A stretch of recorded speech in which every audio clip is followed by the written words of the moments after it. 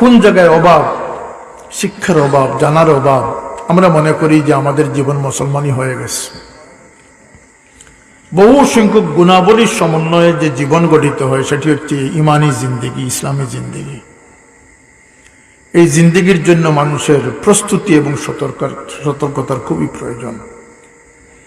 নামাজ, রোজা এগুলো হচ্ছে ইবাদত, এগুলো ইসলামের অংশ। অন্তরকে পরিশুদ্ধ করা, উদার করা, মানুষকে ভালোবাসা, মানুষের সহযোগিতায় এগিয়ে যাওয়া, এগুলো হচ্ছে অন্তরের বিষয়। স্বীকৃতি, মহব্বত এগুলি ইমানের অংশ। ইমান ছোটখাটো বিষয় নয়, ইমান অত্যন্ত শক্তিশালী বিষয়।